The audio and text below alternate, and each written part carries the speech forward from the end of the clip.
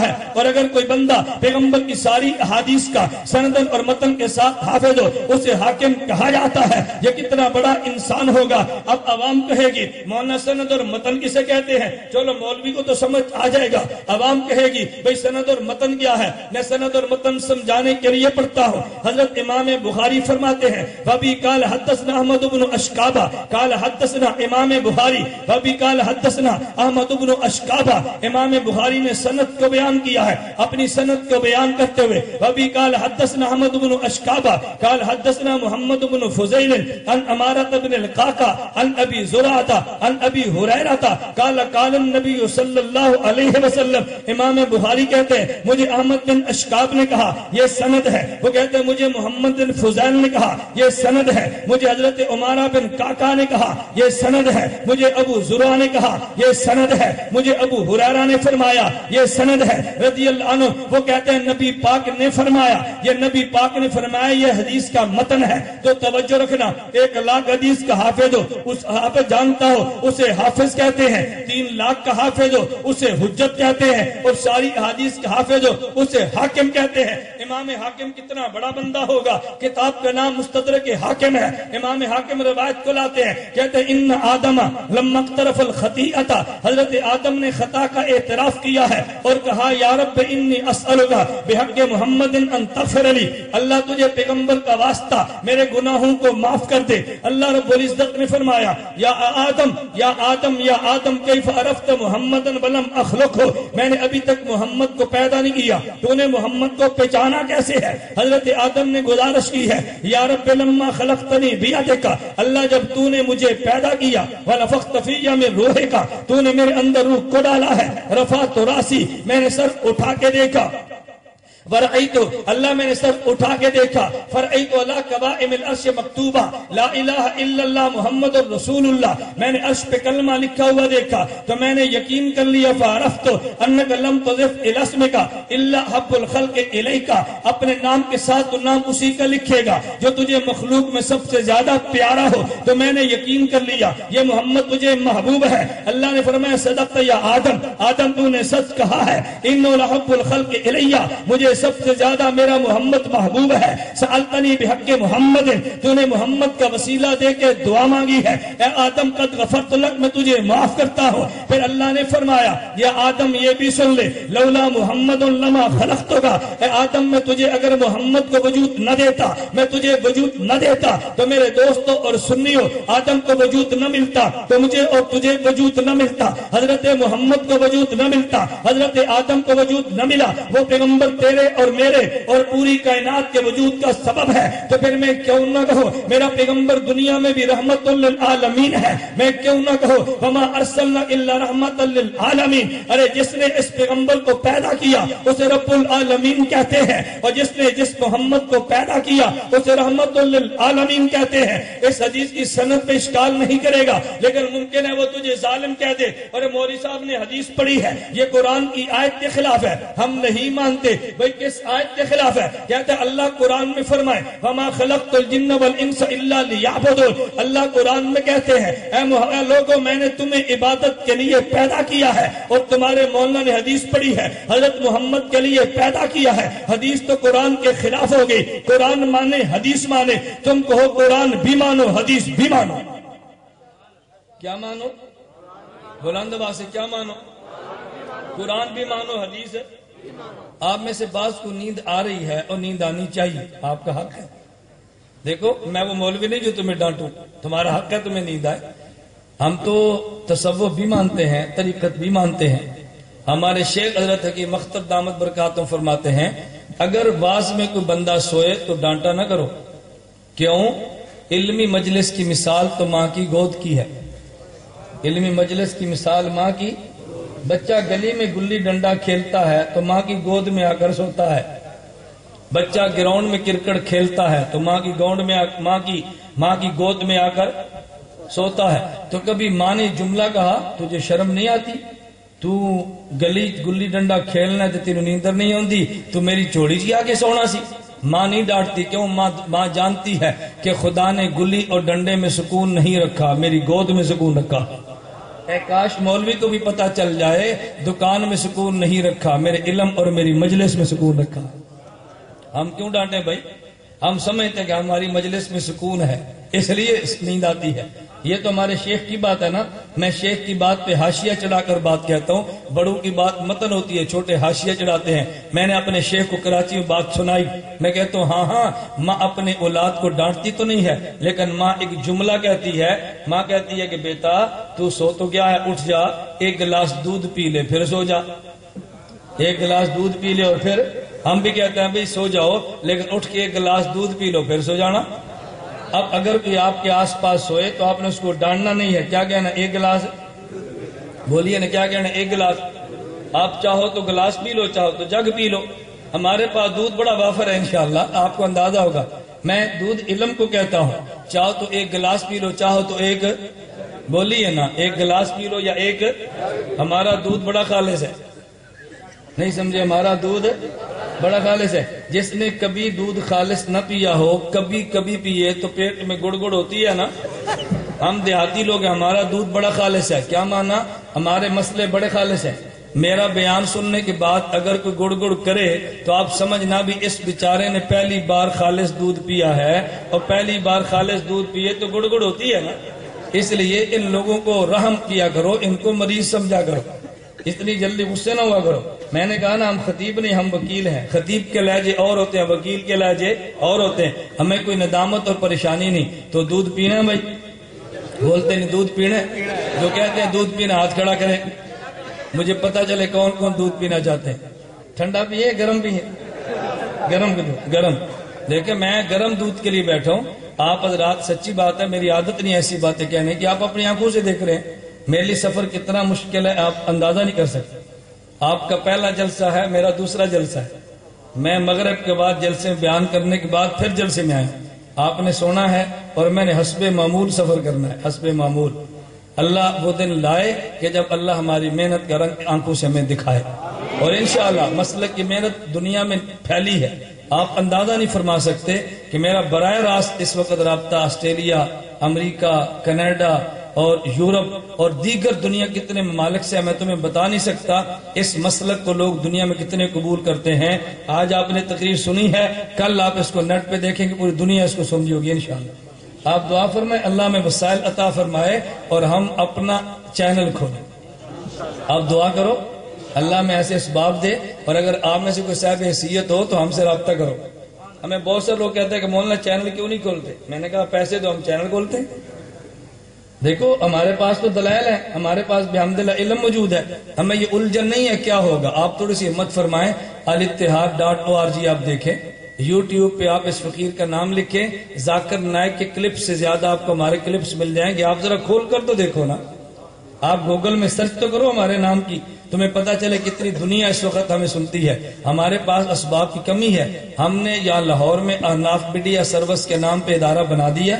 آپ دعا فرمائیں اللہ میں ایسے معاون دے کہ ہم 10 مرلے کی جگہ لے کر اپنا میڈیا سینٹر کھولیں۔ ہم اسٹوڈیو بنانا چاہتے ہیں، میڈیا سینٹر بنانا چاہتے ہیں۔ آپ حضرات کیا کہتے ہیں، بننا چاہیے کہ نہیں بھائی؟ بننا چاہیے۔ ہم جلسوں میں چندے نہیں مانگتے، ہمارا مزاج نہیں، لیکن کسی کا ذوق ہو تو رابطہ کریں، مولانا سے کریں، مولانا سے کریں، انشاءاللہ آپ حضرات کا تعاون ہم تک پہنچے گا، کریں گے نا انشاءاللہ اللہ۔ تو اب دیکھو آپ کی انشاءاللہ کم ہوگی۔ میں آپ سے بھیک تھوڑی مانگ رہا ہوں، نہ ہم نے بھیک مانگی ہے نہ مانگیں گے انشاءاللہ، اللہ پاک ضرور دے گا انشاءاللہ، ہمیں اللہ کی ذات سے امید ہے۔ میں گزارش کر تو چلو میں گزارش کر رہا ہوں کہ دودھ چلے یا نہ چلے، ٹھنڈا یا گرم، انشاءاللہ اللہ رب العزت نے، اللہ نے کہتا ہے چکوال کے مورزہ پر روشنی ڈالے، خدا کا بندہ وہ مورزہ نہیں تھا، فراڈ ہے، اور چند دن پہلے ختم ہو گیا۔ مورزہ اور فراڈ میں فرق تو سمجھے۔ اگر اس فراڈ کی حقیقت کو جاننا چاہیں الاتحاد.org کی ویب سائٹ کھولیں، انشاءاللہ آپ کو حقیقت نظر آ جائے گی۔ ہمارے بہت سارے احباب کبھی یہ بات فرماتے ہیں کہ جی ان باتوں پر آپ روشنی کیوں نہیں ڈالتے؟ میں نے کہا جہاں ہم روشنی ڈالتے ہیں آپ اس کو دیکھتے نہیں ہیں۔ ذاکر نائک کو سننا تمہارا چسکا ہے، ہمیں سننا تمہارا چسکا نہیں ہے۔ الاتحاد.org ہماری ویب سائٹ ہے، آپ ابھی جائیں اس کو آن کریں، کھولیں، اس میں اس فراڈ کی پوری حقیقت 1 گھنٹے کی ویڈیو پر موجود ہوگی انشاءاللہ ثم انشاءاللہ۔ آپ دیکھیں رضی مولانا طارق جمیل دامت برکاتہم پہ توصیف الرحمان راشدی نے اعتراضات کی ہیں، میں نے 1 گھنٹے مفصل جواب دیا ہے۔ 1 ہفتے بعد کی مکمل CD آپ کے سامنے مارکیٹ پر موجود ہوگی انشاءاللہ۔ زید حامد نے گفتگو کی ہے یونیورسٹی میں جا کے، یہ ہمارا عذر رکاوٹ بنا ہے، یہ عذر نہ ہوتا ابھی آپ اس کی ویڈیو سی ڈی آپ انشاءاللہ نیٹ پہ ملاحظہ فرماتے۔ ذاکر نائک کے نظریات پر تفصیلی ہماری گفتگو چل رہی ہے، میرے اللہ نے چاہا تو اس کے باطل نظریات آپ کے سامنے آئیں گے۔ ہماری مجبوری، میں نے عرض کیا، ہم قلت وسائل میں اپنا کام کرتے ہیں۔ جس دن وسائل، میں کئی احباب سے کہتا ہوں، اب دیکھو چینل نہیں، اگر چینل یہاں پہ ہوتا براہ راست لائیو بیان نشر ہوتے تو پھر دنیا ذاکر نائک کے دلائل بھی سنتی، ہمارے دلائل بھی سنتی نا۔ ہمارے دلائل وہاں تک جا نہیں رہے، اور جہاں تک دلائل جانے چاہیے، جب دلائل میڈیا کے ذریعے وہاں تک پہنچ گئے، انشاءاللہ اللہ نے چاہا تو ہم اس جادو کو بھی توڑ دیں گے انشاءاللہ، سننا انشاءاللہ۔ کوئی دائیں بائیں سوئیں تو اسے ڈانٹنا نہیں ہے، کیا کہنا ہے ابھی تھوڑا سا پینا ہے دودھ آپ نے؟ کتنے چھوٹے چھوٹے بچے دودھ پینے کے لیے بیٹھے، اللہ آپ کو خوشیاں عطا فرمائے۔ دلیل ہے ذہن میں؟ بولتے نہیں، دلیل ہے ذہن میں؟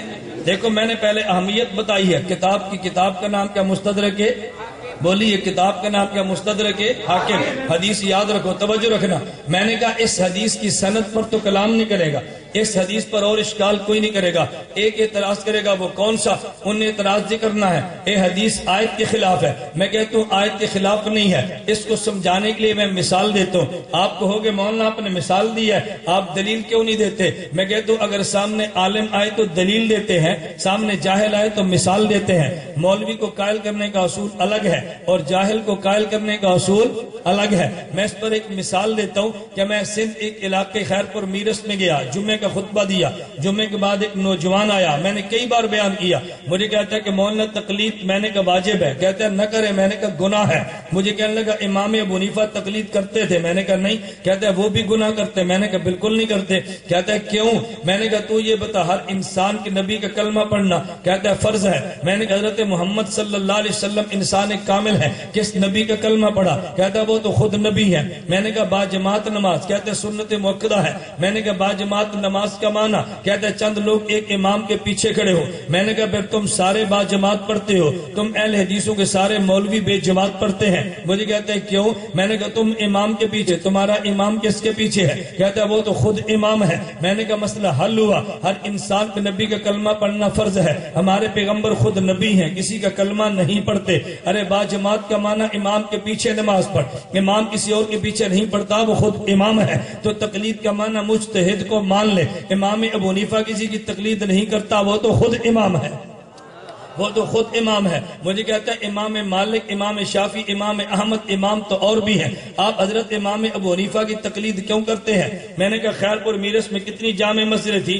تو نے اور جگہوں پہ جمعہ نہیں پڑھا، یہاں کیوں آیا؟ کہتے ہیں اور مسجدیں چھوٹی ہیں، یہ مسجد بڑی ہے۔ تو میں نے کہا اور امام چھوٹے ہیں اور یہ امام بڑا ہے۔ تو مجھے کہتا ہے سائیں آپ دلیل نہیں دیتے، مثال دیتے ہیں۔ میں نے کہا سائیں اگر مولوی ہوتا میں دلیل دیتا تو جیسا جاہل ہوگا تو مثال دوں گا، تو میری مثال کا مقابلہ نہیں کرتا تو پاگل تو دلیل کا مقابلہ کیا کرے گا؟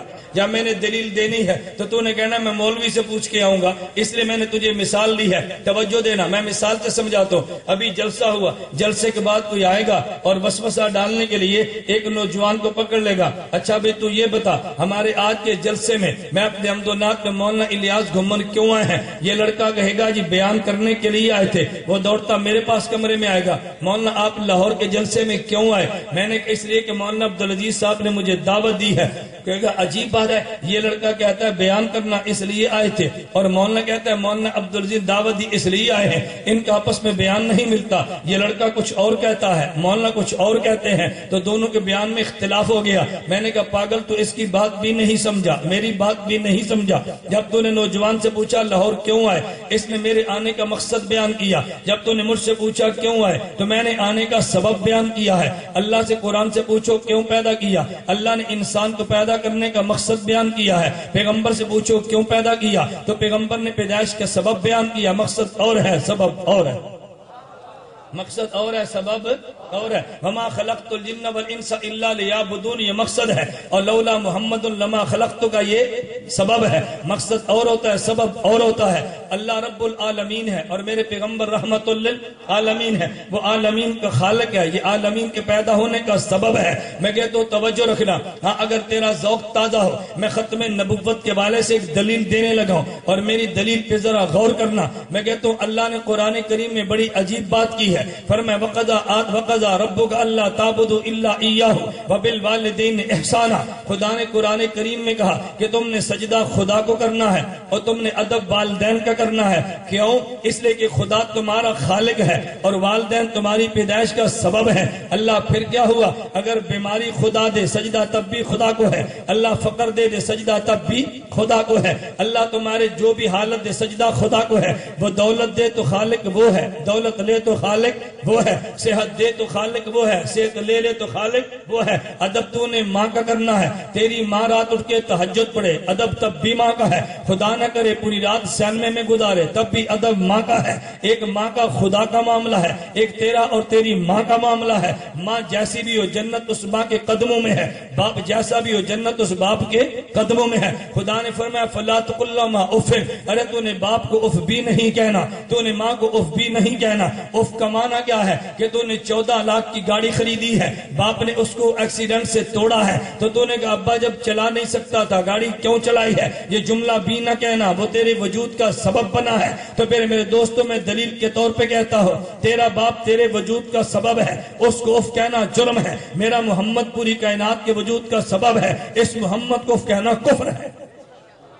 اس پیغمبر کو اف کہنا کفر ہے. والدین کو اف کہنا جرم ہے, حضور کو اف کہنا کفر ہے. یہ رحمت للعالمین ہے. آگے چلیے, یہ پیغمبر برزخ میں بھی رحمت للعالمین ہے. کیا معنی؟ قبر میں گیا, من ربک تیرا خدا کون ہے, من نبیک تیرا نبی کون ہے, ما دینک تیرا دین کیا ہے. تو نے ربی اللہ کہہ دیا, نجات تب پائے گا. نبی محمد بھی تو کہہ دینا صلی اللہ علیہ وسلم. وہاں رب العالمین بھی ہے تو رحمت للعالمین بھی ہے. ارے فوراً ایک آدمی آ گیا اور غلط دلیل نکالی. کہتا ہے مولانا دیکھو ہم کہتے ہیں رب العالمین ہر جگہ پہ ہے, رحمت للعالمین ہر جگہ پہ ہے. میں نے کہا تیری دلیل کیا ہے؟ کہتا ہے آدمی قبر میں جاتا ہے, فرشتہ کہتے ہیں ما تقول فی ھذا الرجل, اس شخص کے بارے میں تو کیا کہتا ہے. جب نبی مدینہ میں ہے, قبر میں موجود نہیں ہے, تو فرشتہ یہ کیوں کہتا ہے؟ فرشتہ کہے نا اس نبی کے بارے میں تیرا کیا خیال ہے, اس کی بجائے یہ کیوں کہتا ہے. کہتا ہے دنیا میں لاکھوں لوگ وقت مرتے ہیں, ہر کسی سے سوال ہوتا ہے ما تقول فی ھذا, اس نبی کے بارے میں تیرا کیا خیال ہے. معلوم نبی لاکھوں کے قبر میں آتے ہیں, تو نبی حاضر ناظر ہوا نا. رب العالمین بھی ہر جگہ پہ ہے, رحمت للعالمین بھی ہر جگہ پہ. میں نے کہا خدا تجھے عقل دے اور عقل والا اصول سمجھنے کی توفیق دے. اگر تم دیہاتوں میں ہوتے تو بات تمہیں جلدی سمجھ آتی. ہمارے یہاں دیہاتوں میں لوگ یوں کہتے ہیں, ادھر دیکھنا, کہتے ہیں اگر یہ ستارہ یہاں پر ہو تو رات کے 1 بجتے ہیں, یہ ستارے یہاں پر آ جائیں تو رات کے 3 بجتے ہیں, یہ ستارے یہاں پر آ جائیں تو رات کے 5 بجتے ہیں. ارے اللہ کا بندہ, تیرے اور ستاروں کے درمیان کروڑوں کلومیٹر کا فاصلہ ہے. پھر میں پوچھتا تو نے یہ کیوں کہا ہے, تجھے وہ ستارہ کہنا چاہیے نا. ارے یہ اس لیے کہتے ہیں کہ تیرے اور ستاروں کے درمیان فاصلہ کروڑوں کلومیٹر کا ہے, لیکن تیرے اور ستارے کے درمیان کوئی پردہ نہیں ہے, کوئی حجاب نہیں ہے. تو وہ کی بجائے یہ کہتے ہیں اللہ کے پیغمبر مدینہ میں ہے اور یہ قبر لاہور میں ہے. فرشتہ ما تقول فی ھذا اس لیے کہتا ہے پردے ختم ہو گئے. کہتا ہے اس کے بارے میں تو کیا کہتا ہے, پردے ختم ہو جائے یہاں بھی یہ ہے, پردے ختم ہو جائے وہاں بھی یہ ہے, پردے ختم ہو جائے تو وہاں بھی یہ ہے. توجہ رکھنا, یہ عالم برزخ میں بھی رحمت ہے. میں برزخ میں بات کروں گا نا تو پھر ایک جگ دودھ نہیں بنے گا میرا دوست, یہ کئی جگ دودھ بنے گا. اور پھر آپ نے کہنا بہت زیادہ تاخیر ہو گئی. میں اگلی بات کہتا ہوں, میرے پیغمبر عالم آخرت میں بھی رحمت ہے. ارے عالم رحمت ہونے کے دلائل تو کئی ہیں, میری 2 دلیلوں پہ غور کرنا. قیامت کا دن ہوگا, یہ ساری انسانیت حضرت آدم کے پاس جائے گی. حضرت ہماری شفاعت کرے, حساب شروع ہو. حضرت آدم فرمائیں گے لست لہا, اس کا میں اہل نہیں ہوں, میں فلاں وجہ سے ڈرتا ہوں. حضرت نوح کے پاس جائیں گے, لست لہا میں اہل نہیں ہوں, میں فلاں وجہ سے ڈرتا ہوں. ابراہیم کے پاس جائیں, لست لہا میں ڈرتا ہوں فلاں وجہ سے. یہ چلتے چلتے حضرت محمد صلی اللہ علیہ وسلم کے پاس آئیں گے, رحمت للعالمین کے پاس آئیں گے اور کہیں گے حضور آپ سفارش کیجئے. میرے پیغمبر زبان سے نہیں بولیں گے, میرے پیغمبر سجدے میں گر جائیں گے. رحمت للعالمین سجدے میں ہے, رب العالمین رحمت للعالمین سے کہے گا توجہ رکھنا, یا محمد ارفع راسک سل توتا. معلوم ہوا کہ رحمت للعالمین کے ذمہ مانگنا ہے, رب العالمین کے ذریعے دینا ہے. ارے مانگنے والے کو رحمت للعالمین کہتے ہیں اور دینے والے کو رب العالمین کہتے ہیں. فرمایا وشفا تو شفا, میرے پیغمبر آپ سفارش کریں, دینا میرا کام ہے. سفارش کرنے والے کو رحمت للعالمین کہتے ہیں اور سفارش قبول کرنے والے کو رب العالمین کہتے ہیں. اب سفارش کا مسئلہ شروع ہو گیا. اگر یہ 10 حافظ ہوئے, خاندان میں ایک حافظ ہے, تو 10 जन्नत में लेकर चला गया, इसने शिफात की है। खानदान में एक शहीद हुआ तो 70 को लेकर जन्नत में चला गया, इसने सिफारिश की है। अगर 2 नाबालिग बेटे फौत हुए तो जन्नत में लेकर चले गए, इनने सिफात की है। अगर बेटा एक नाबालिग फौत हुआ वो जन्नत में लेकर चला गया, वालिदैन को शिफात हुई है। ये मजमून बड़े तवील है, मैं कस्तन इसको शॉर्टकट करता हूँ। अब हजरत उम्मुल मोमिनीन अम्मी आयशा ने पूछा कि या रसूल अल्लाह, अगर एक भी नाबालिग बेटा न हो क़यामत के दिन क्या बनेगा? अरे सुन्नी नौजवान रहमतुल लिल आलमीन के जुमले पे तवज्जो करना। अगर एक हाफिज है तो 10 को ले गया, एक शहीद है तो 70 को ले गया, नाबालिग औलाद है तो वालिदैन को ले गया। मेरे पैगंबर ने फरमाया वमन लम यकुल लहू अना फरतुल लहू, ऐसा क़यामत के दिन जिसका कोई भी नहीं होगा मैं मोहम्मद उसका हूँगा।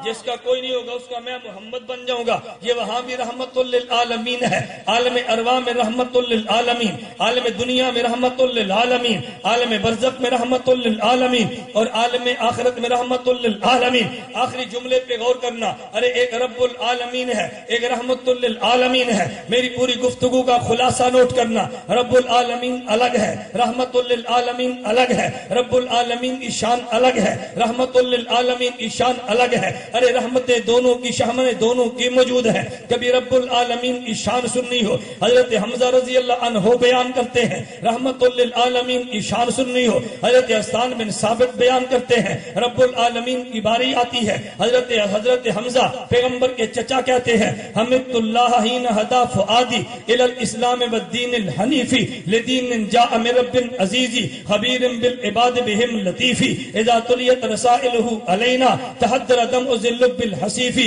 रसाइल जा अहमद मन हदाहा बिआयातिन बय्यिनतिल हुरूफी। हजरत हमजा ने फरमाया अहमद मुस्तफा फीना मुताउन फला तासहु बिल कौलिल अनीफी और लोगो फला वल्ला नुस्लिमुहु लिकौमिन वलम्मा नक़ज़ फीहिम बिस्सयूफी। और जब पैगंबर रहमतुल लिल आलमीन की बारी आती है, हजरत हसन बिन साबित रजी अल्लाह अन्हु फरमाते हैं, हजौत मुहम्मदन फअजबतु अन्हु व इंदल्लाहि बिज़ाकल जज़ाउ हजौत मुहम्मदन बर्रन तक़िया रसूलुल्लाह शीमतुहुल वफ़ाउ। हजरत हसन ने फरमाया फ़इन्न अबी व वालिदी व इर्ज़ी बिर्ज़ि मुहम्मद मिनकुम बक़ाउ सक़लत बिनियती इल्लम तरौहा तुसीरु नका बिकल्फी किदाहु अला अक़ताफ़िल उज़ुल ज़माउ तसिल्लु जियादुना मुतमत्तिरातिन तज़िल्लु जियादुना मुतमत्तिरातिन तुलत्तिमुहुन्न बिल खुमुरिन निसाउ फिन आरस्तुम अन्ना तमरना वकानल फतु वल कशफल ग़िताउ व इल्ला फस्बिरु लिज़राबि यौमिन युइज़्ज़ुल्लाहु फ़ीहि मन यशाउ क़ाल अल्लाहु क़द अरसलतु अब्दा यक़ूलुल हक़्क़ लैसा बिही ख़िफ़ाउ